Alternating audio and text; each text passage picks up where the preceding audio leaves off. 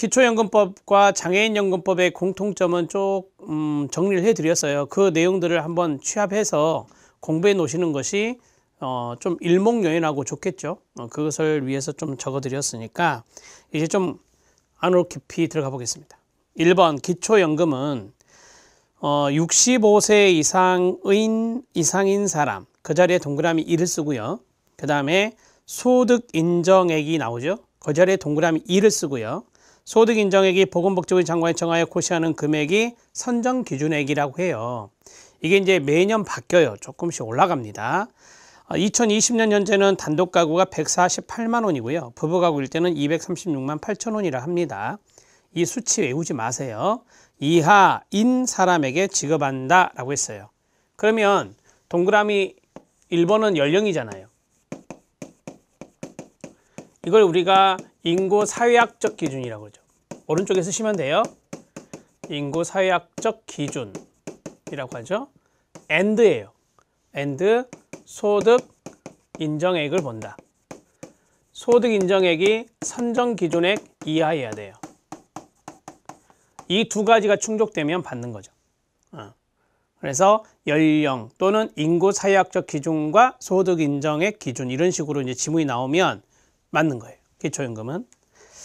자, 2번 보건복지부 장관은 선정 기준액을 정하는 경우 65세 이상의 사람 중 기초연금 수급자가 100분의 70 수준이 되도록 해라. 앞에서 말씀드렸죠. 소득 하위 70% 이해됐죠? 네, 70% 수준이 되도록 해라. 이상이면 70도 들어가잖아요. 그래서 이제 제가 앞에서 이상이라고 썼는데 그냥 70% 숫자만 알면 돼요. 그럼 여러분들은 필기 준비할 때 이게 70이 이제 50으로 바뀔 수 있죠. 50%, 100분의 50 수준이 되도록 해라. 이렇게 나오면 틀리게 돼요. 네, 이런 것들도 시험 문제가 됩니다. 다음의 어느 하나에 해당되는 연금의 수급권자가 그 배우자나 다음의 어느 하나에 해당하는 연금을 받은 사람 중 대통령하는 사람과 그 배우자에게는 기초연금을 지급하지 아니한다. 기초연금을 지급하지 아니한다. 그 자리만 중요해요. 아, 밑에 있는 분들은 못 받는 거구나. 제가 적어드렸잖아요. 자, 여러분들은 밑줄 친 부분에 형광펜 밑줄. 첫 번째 누구죠? 공무원. 두 번째는요? 사립학 교직원. 세 번째는요? 군인이고. 네 번째는요? 별정우체국입니다. 별정우체국 직원들이 됩니다. 그 다음 네 번째는요, 직역 재직 기간이 10년 이상이면 안 된다 그랬죠. 그러니까 국민연금도 넣고 아까 말씀드렸던 공무원연금, 군인연금 이런 걸로 갈아타는 분들도 있어요.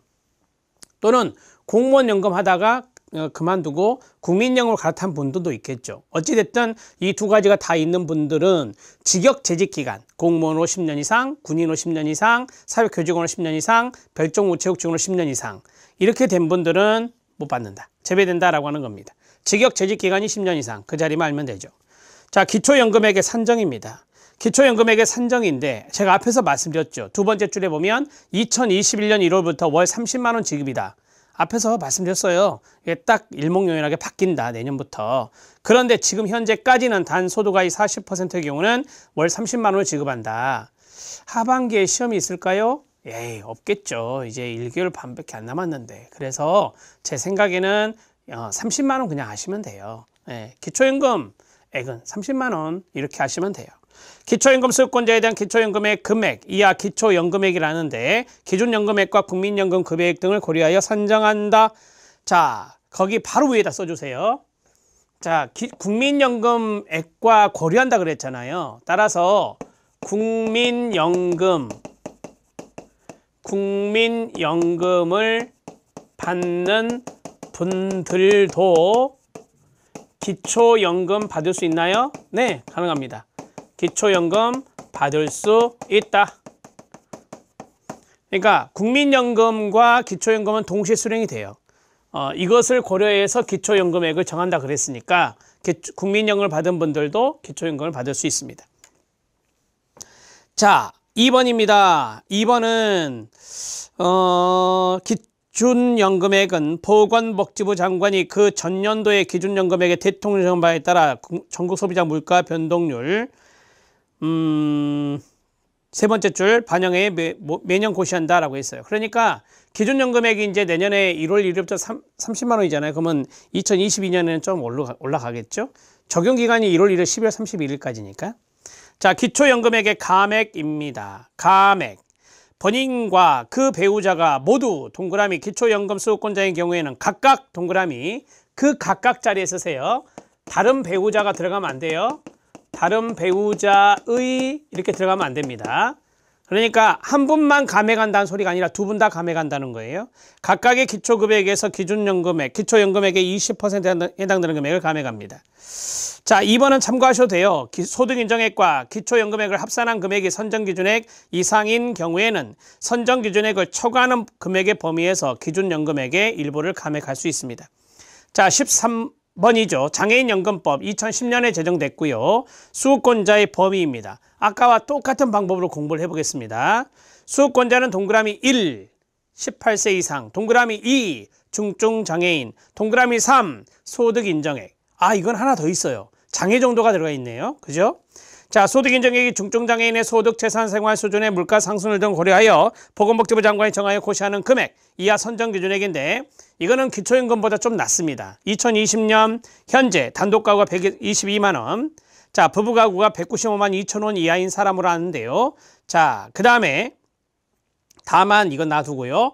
그 수급권자의 범위 등 오른쪽에 써주세요. 첫 번째 18세 이상이었죠. 18세 이상이니까 연령이 들어갔어요. 연령은 인구 사회학적 기준이죠. 인구 사회학적 기준입니다. 자, and죠. 장애 정도가 들어가네요. 장애 정도는 중증이었어요. 중증. and죠. 자, 소득 인정액이 들어갑니다. 소득 인정액이 선정 기준액 이하여야 합니다. 선정 기준액 이하이어야 합니다. 이렇게 세 가지가 모두 충족돼야 돼요. 첫 번째, 연령 18세 이상 인구 사회학적 기준. 중증의 장애 정도 소득 인정액이 선정 기준액 이하다. 기초연금하고 다르죠. 기초연금 아까 말씀드렸던 65세 이상의 연령과 그 다음에 소득 인정액만 따졌잖아요. 이 두 가지. 근데 이거는 세 가지예요. 아무래도 이제 장애인 연금이라. 자, 2번 앞에 똑같죠. 보건복지부 장관 선정기준액을 정하는 경우에 18세 이상의 중증장애인 중 수급자가 100분의 70 수준이 되도록 해야 됩니다. 자, 세 번째, 이분들은 장애인연금을 지급하지 아니한다. 두 번째 줄 마지막 장애인연금을 지급하지 아니한다만 밑줄 못 받는 분들. 첫 번째 누구? 공무원. 두 번째 사립학교직원. 세 번째 군인. 네 번째 별정우체국직원. 마지막은요 직역재직 기간이 10년 이상인 분들. 됐습니다. 자, 2번 장애인연금의 종류와 내용인데 장애인연금은 두 가지를 드려요. 기초급여와 부가급여라고 하는 것이 있어요. 기초급여는 2021년부터 월 30만 원 지급한다고 말씀드렸었죠. 자, 2020년에는 생계, 의료, 주거, 교육 수급자와 차상위자에게 30만 원을 지급하고 있어요. 그런데 이거 이제는 월 30만 원 내년부터 자, 근로능력의 상실 또는 현저한 감소로 인해 줄어드는 소득을 보존해주기 위해서 지급하는 급여가 기초급여고요. 부가급여는 장애로 인하여 추가로 드는 비용의 전부 일부를 보전하여 주기 위해 지급하는 급여를 부가급여라고 해요. 부가급여 오른쪽에 써요. 월정액입니다. 제 기억으로 시행규칙에 있는 것으로 알고 있어요. 시행규칙에 보면 월 얼마 이렇게 정해져 있어요. 이분이 65세 이상이냐, 65세 미만이냐, 이분이 차상위자냐, 아니냐, 뭐 이런 것에 따라서 딱 정해져 있는 게 부가급여예요. 이거는 참고하셔도 됩니다. 자, 그 다음에 이제 기초급여액이 나오죠. 기초급여의 금액은 보건복지부 장관이 전년도 기초급여에서 대통령 정하는 바에 따라 전국 소비자 물가 변동률에 따라 세 번째죠. 물가 변동률을 반영하여 매년 고시한다라고 했어요. 그러니까 1월 1일에서 12월 30일까지 적용하고 또 이제 올라가는 거죠. 조금씩. 기초연금법에 따라 기준연금액을 고시한 경우 그 기준연금액을 기초급여액을 한다. 그래서 30만 원이 기준연금액이었어요. 기초연금에서 앞에서 말씀드린 대로. 그래서 내년에 2021년에 기초급여액도 30만 원이 되는 거예요. 자, 그 다음에 세 번째 별표. 수급권자와 그 배우자가 모두 동그라미 기초급여 받는 경우에는 각각 동그라미 그 자리에 똑같이 이거 쓰면 돼요. 다른 배우자 X예요. 다른 배우자 X예요. 자, 각각 기초급여액에서 기초급여액의 20%에 해당되는 금액을 감액합니다. 그러니까 기초급여액을 감액하고 부가급여는 그대로 드리는 겁니다. 그 다음에 소득인정액과 기초급여액을 합한 금액의 선정기준 이상인 경우에는 대통령 정하는 바에 따라 기초급여액의 일부를 감액하여 지급할 수 있습니다. 앞에서 했던 거와 똑같죠? 수급권자 중 같이 읽어요. 시작. 기초연금법에 따른 기초연금 수급권자에게는 기초급여를 지급하지 않습니다. 지급한다 X.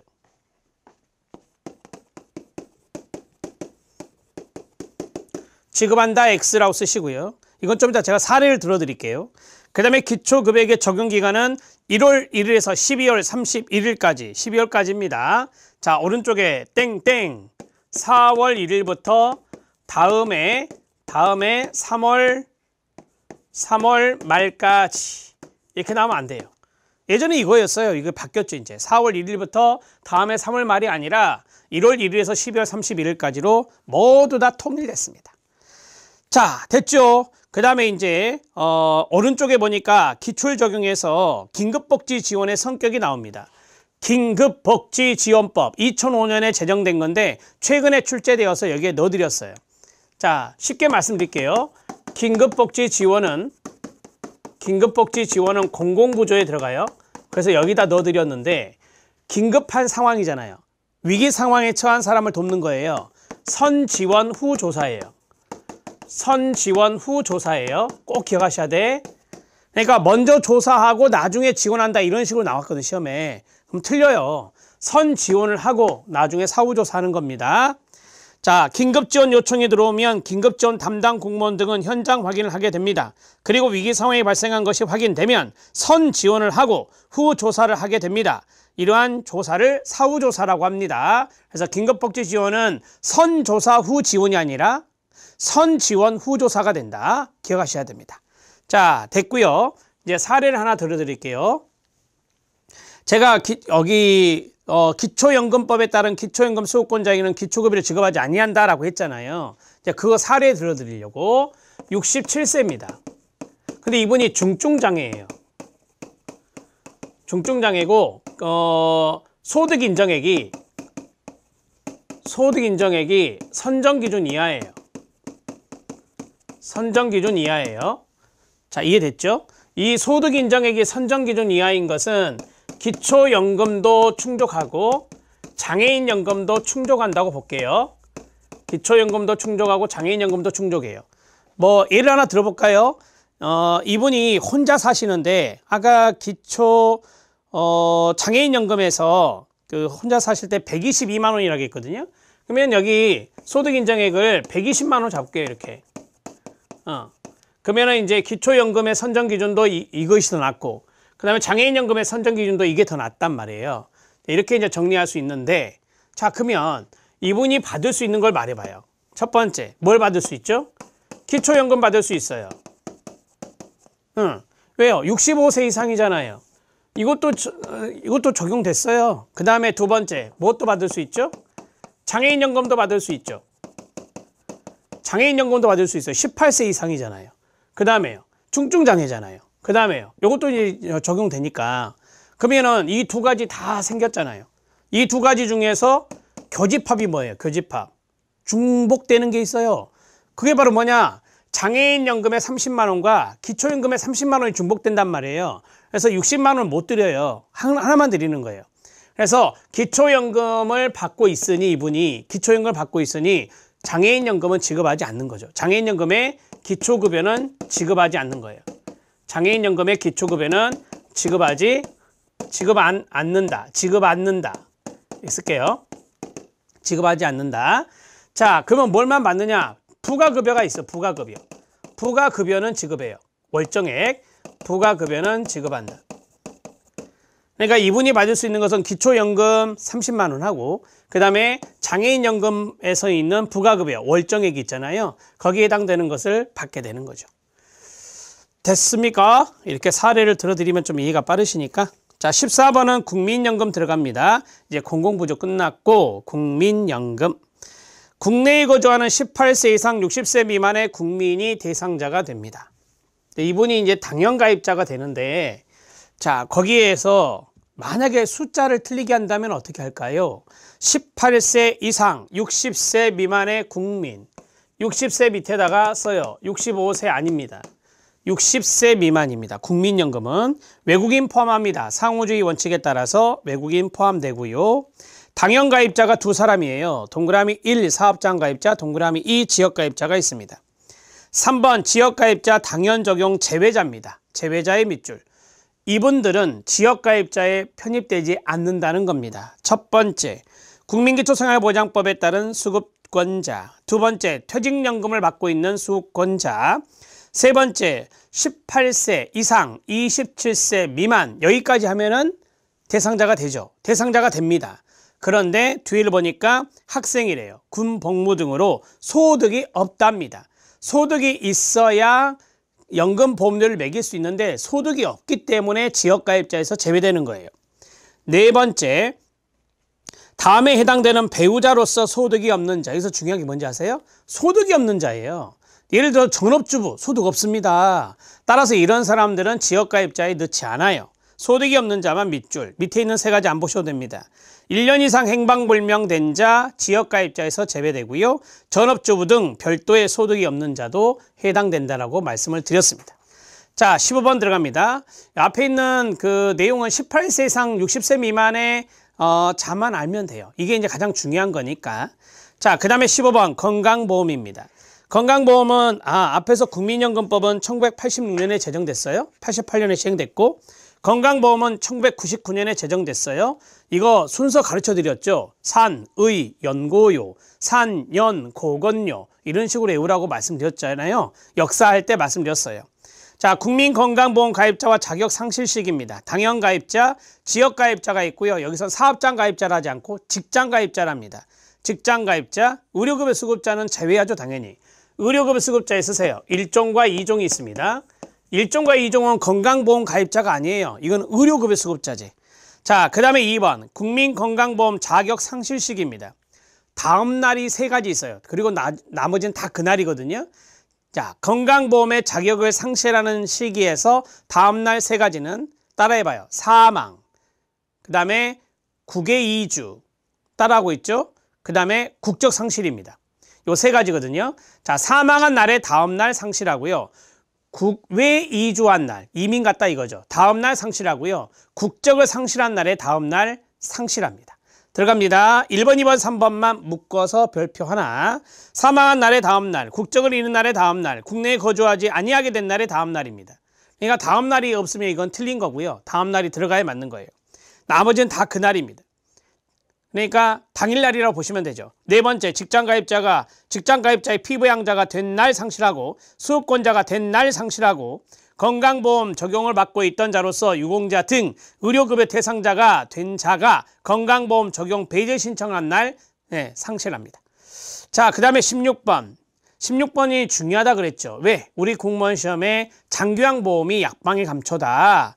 그래서 노인 장기요양보험 2007년에 제정됐고 바로 위에 쓰세요. 2008년 시행. 2008년 시행되었습니다. 자, 가입자와 신청 자격입니다. 1번 같이 읽어요. 시작. 장기요양보험 가입자는 끊어요. 건강보험 가입자로 합니다. 그러니까 건강보험 가입자가 장기요양보험 가입자가 되는 것인데요. 자, 이 건강보험 가입자로 한다. 오른쪽에 쓰세요. 자, 장기요양보험료가 있어요. 장기요양보험료가 있어요. 이퀄. 장기요양보험료의 기준이 뭔지 아세요? 건강보험료액이에요. 건강보험료액이라고요. 곱하기 보험료율이에요. 10%가 약간 넘거든요, 지금 현재. 자, 그러면 장기요양보험료를 산정할 때 이게 기준이래요. 그러니까 건강보험 가입자가 장기요양보험 가입자가 되는 거예요. 이게 근거예요. 자, 그 다음에 2번. 장기요양 인정의 신청 자격이 있습니다. 자, 거기에 노인 등 보이시죠? 노인 등. 노인 등이란 가로 안에 있는 말. 시작. 65세 이상 또는 65세 미만의 자로서 치매, 뇌혈관성 질환 등 대통령령으로 정하는 노인성 질병을 가진 사람을 말해요. 그러니까 65세 이상만 되는 게 아니라 65세 미만으로서 이런 질환이 있으면 장기요양 신청 자격이 돼요.